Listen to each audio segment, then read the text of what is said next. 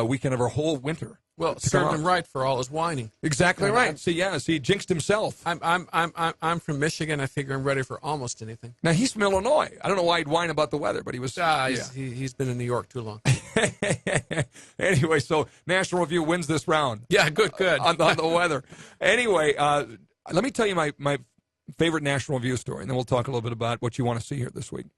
So I'm doing conservative radio in Grand Forks, North Dakota, in the early 90s. I actually started in talk radio, started the first talk station in North Dakota as they now exist, where it's talk wall-to-wall in 1986, okay? You were talk radio before talk radio was cool. Kind of, yeah. And I'll tell you why, because I was a conservative. It was in my blood because of Ronald Reagan. Mm-hmm. I graduated from high school in 1983, and Reagan had a profound impact on me. I'll never forget getting in the car, coming out of my classes in whatever it would have been, 82, I guess, and hearing the news that Reagan had been shot on my 1977 Lincoln Continental Town Car radio on the way to the radio station to work in the afternoon because I would leave school and go to work.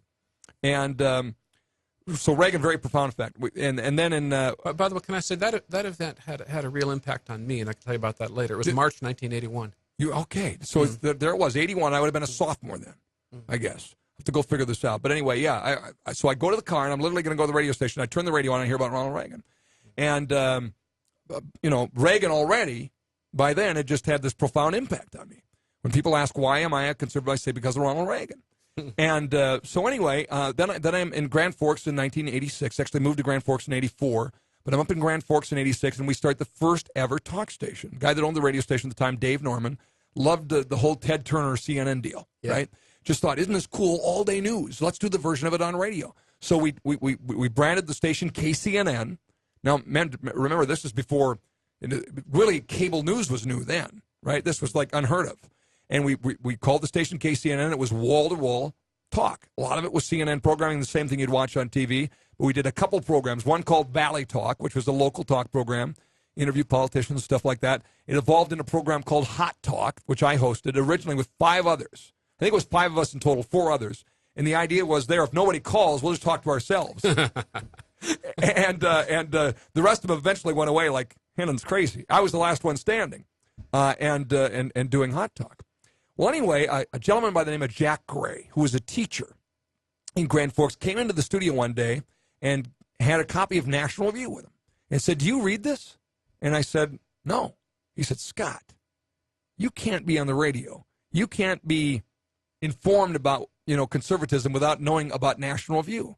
So I don't remember when that was, but it was very early in my tenure in the radio in the 80s with a copy of National. I'll never forget it because, of course, I immediately got a subscription, just became, learn a little bit more about William F. Buckley and everything else and all, and I open it up every day. I agree. Thank you. Somebody's saying this, but here it was, I was not even, so I never forget that. And what he started doing then was bringing me copies of National Review after he was done with them. And then I eventually got a subscription. And of course now I'm a junkie of the corner and, your work and, National Review online. We owe a lot to Jack Gray then. You do. That's wonderful. And so I'll never forget that. So that's my National Review story. And the rest is history, as we say, because I love the good work that you guys do. Now, how many people read National Review versus watch, go online and because I do both now, but which has online overtaken the printed? Many more go online, yes.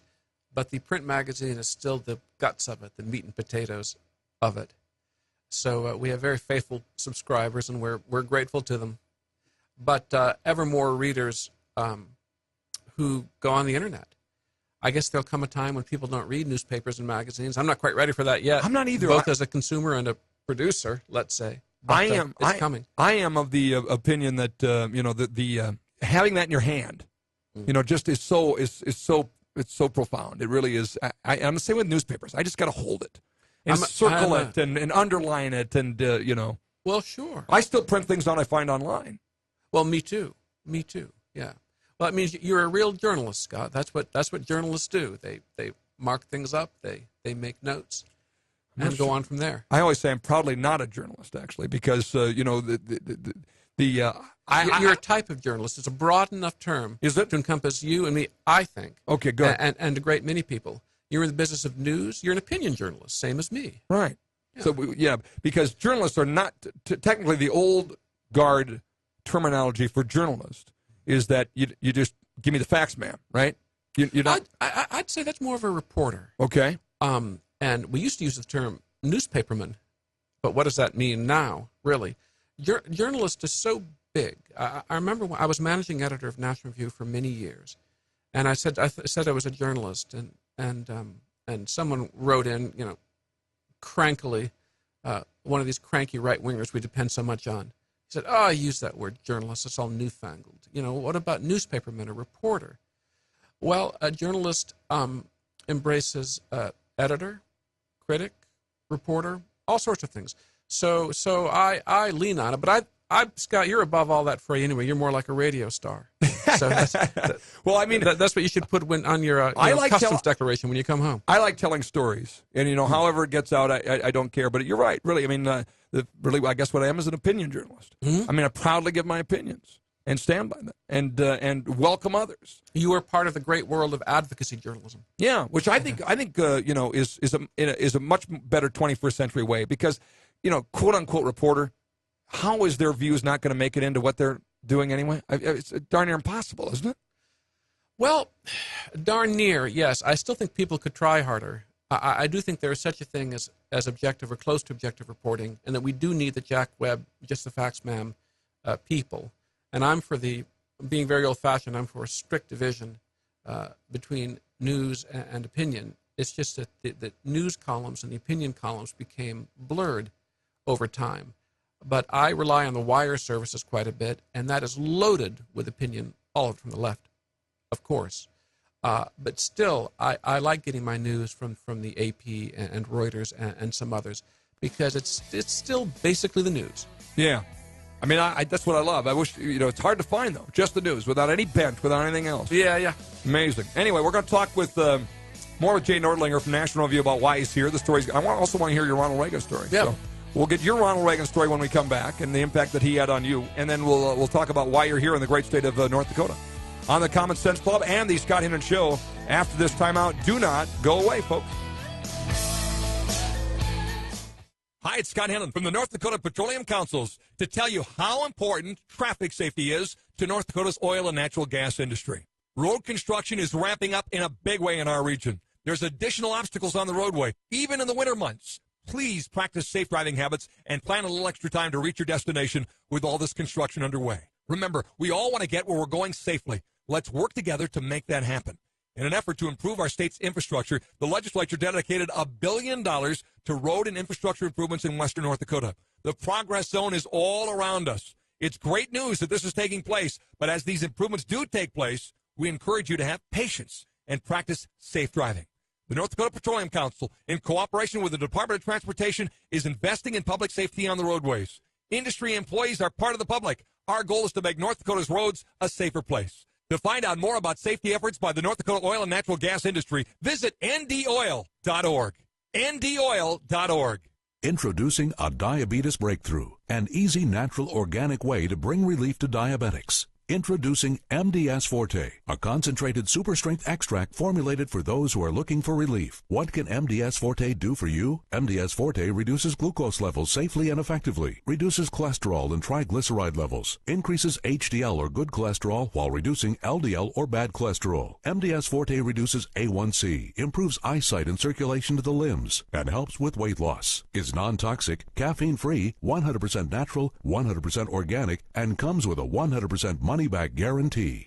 Waiting for the side effects disclaimers? With MDS Forte, there are none. Order a 25-day treatment of MDS Forte by calling 213-405-5355, 213-405-5355, or visit bestbloodsupport.com. That's bestbloodsupport.com for MDS Forte, a diabetes breakthrough.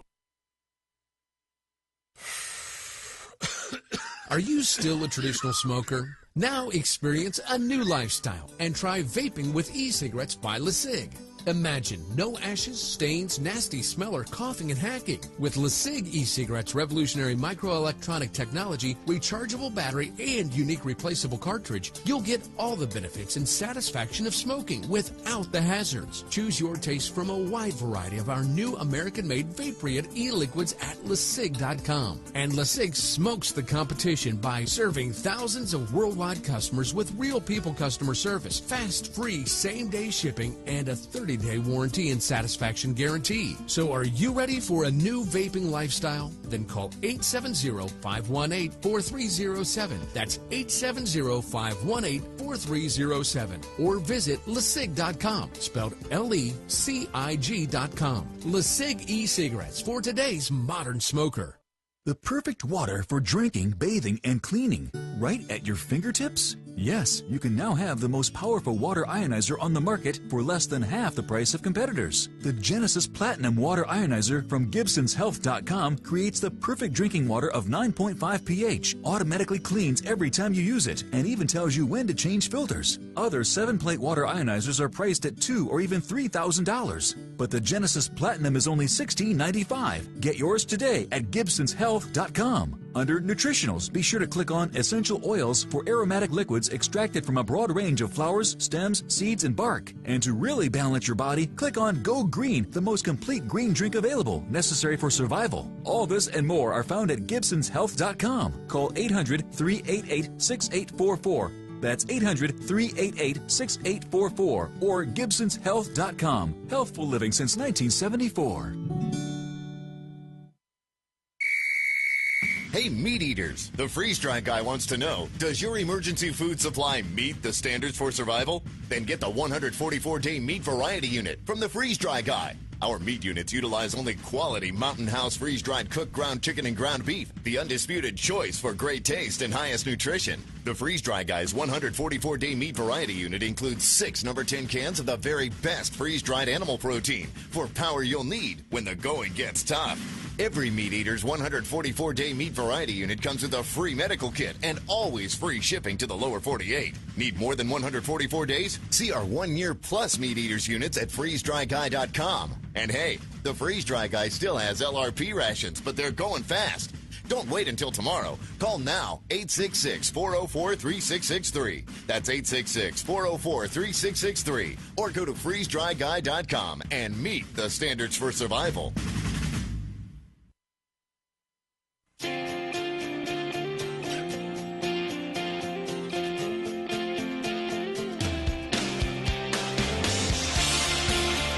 You are live.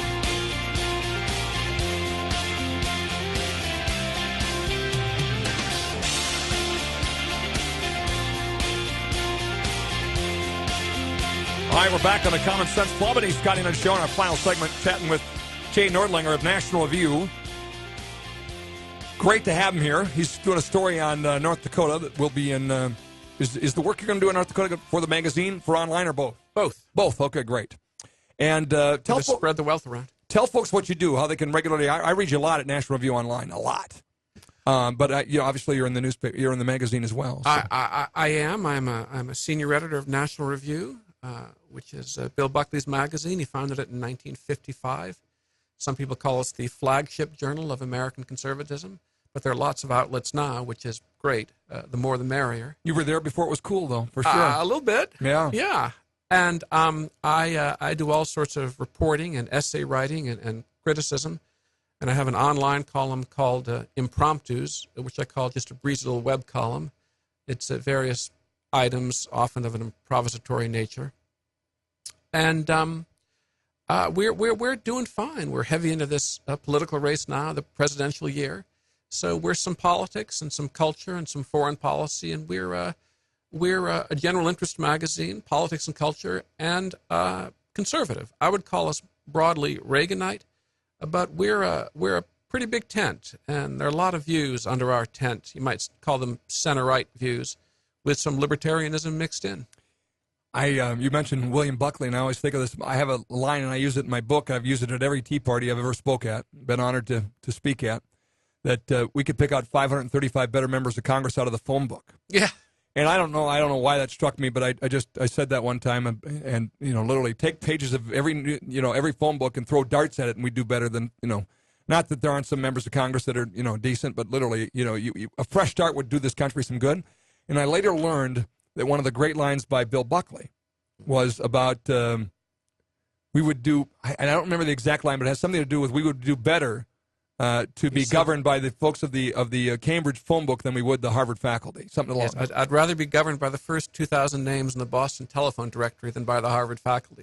That's it. He said he had two lines that were his golden oldies, and they sort of haunted him. He resented it just a little bit. I could tell stories about this, but the two lines were a Boston telephone book, and he ran for mayor of New York in 1965, mainly to make some points. And someone asked him, if you win, what's the first thing you'll do? And he said, demand a recount. And so this is... Oh, that's right. I love that line. And so those were his entries into Bartlett's, so to speak. No kidding. Oh, what an icon. Incredible. So you're here in the great state of North Dakota. First, do you want to tell me your Ronald Reagan story? Oh, I'll tell it quick. I grew up in Ann Arbor, Michigan. I call it a small citadel of the left, and almost everything around me was left. And Ronald Reagan, from what I heard, and this was according to the national media too, was kind of a dim nuclear cowboy, not much there, a simpleton, just a showman, kind of a charlatan, not to be respected, blah, blah, blah. You know how it was. And so he's sworn in January 1981. And I'm infected by the standard left liberal view of Reagan. But then he was shot in March, and, I saw the grace and the courage that he demonstrated. He had a bullet ripped through his chest, and he was lighthearted and brave and calm and reassuring, and I could take him seriously as a man. He was no longer a cartoon character to me. The caricature of the left wouldn't fly with me anymore. I wasn't yet ready to embrace his policies, his ideas, but I could respect the man, and I could no longer respect, as I say, the left cartoon of him. That was all done after the assassination attempt. That was all done. I could really give him a hearing then. And it didn't take very long, the PATCO strike, the air traffic controllers, and his moves with regard to the Soviet Union and what he did in economic policy. And I saw the results. Wow. 1982, 1983, 1984. So the shackles came off just from the event. You sort of, in other words, everything around you kind of said, wait a minute, this doesn't compute anymore. I no longer trusted the left on the subject of Ronald Reagan, certainly as a man. I admired him even before I was a Reaganite. And I consider myself a true blue Reaganite. This is something I say in various pieces and speeches. People often ask you, what are you, or where are you politically? And you could give, a long answer, and you could talk about the Scottish Enlightenment and, the tension between libertarianism and traditional conservatism and all this. But if you want a short answer, I say I'm a Reaganite. Whatever you think Reagan was, that's what I am. Whether you think he was a true conservative or a genuine liberal, a Jeffersonian liberal, a right-winger, a progressive conservative, whatever you think Reagan was, that's what I am, essentially. And so I sometimes say that one of the best things Ronald Reagan ever did for me was give me something to call myself. That's amazing. That's a great story. And we're going to go on a little tour of North Dakota here. I'm so glad to be here. North Dakota is one of the best stories in all of America, and has been for a few years now. And I just wanted to get on the ground. And when Scott Hennon offers you a tour, that's like being toured around Yankee Stadium by Babe Ruth or something. That's a tour of North Dakota by Scott Hennon. I'm in heaven, and I've greatly looked forward to it. And I've barely been here, and I've loved it already. That's fantastic. We're really looking forward to getting you on a tour and, talk a little bit about this. I call it a North Dakota miracle. You're going to meet Ed Schaefer, our former governor, and we argue about whether or not we could call it a North Dakota miracle or not. Yeah. But I like that title. I really do, and I stand by that title because I think, to perform to the degree North Dakota's performing in every corner of this state, bucking the winds of everything coming out of Washington, D.C. is a miracle. You know what I mean? I think it is. Well, they're lessons for the nation at large. And if you basically get out of people's way with sensible, reasonable regulation, they tend to rise. Right. They innovate, they work, they demonstrate entrepreneurship. If we could just get out of their way. But government has such a large appetite. And the people who want a bigger, stronger, more intrusive central government, They have such large appetites. The rest of us have to work to curb that, and it's a daily battle. And it doesn't happen by accident. It doesn't happen overnight. And I think that's the genius of Ed Schaefer. Ed Schaefer took over the state in 1992. Won his first term as governor in 92, so it took over early in 93. The picture of North Dakota, Jay, was very different than the one you'll see over the next couple of days. And the work began then. And you know the brilliance of Ed Schaefer. Everybody thinks of Ed as our two-term governor. They think of Ed as George Bush's ag secretary and all the fancy titles. But Ed Schaefer was a businessman. Ed Schaefer was a product of the private sector and the greatest genius this state's ever known in entrepreneurial success, and that was his dad, Harold. And he took Gold Seal Sale Company, Mr. Bubble and Glass Wax and all those great products, and took the company to a whole different level. And then said, I want to give back, and came back and turned this state around. And a lot of the success we enjoy today is the result of Ed. And so that's the story that doesn't often get told. But. Well, one thing that occurs to me is that the upper Midwest is supposed to be Scandinavian social democracies. And, of course, there's a big dose of that. But they're showing us the way in free enterprise, too, in capitalism. North Dakota is a juggernaut. It's, the Singapore of the United States, practically. Darn right. So anyway, I look forward to being your tour guide and getting to know you a little better over the next couple of days. We'll have some fun, and we'll have you on at the end to talk a little bit about what you saw. How about that? Thanks a ton. All right, so I'm off on the tour guide, folks, with Jay Nordlinger from National Review. Gary Emeneth in here tomorrow. We'll beam in for a bit on Wednesday as well on the Common Sense Club and East Scotty on the show. God bless you, folks. Thanks for tuning us in. We'll do it all over again tomorrow morning right here. And remember, 24/7 online at scotthanlon.com.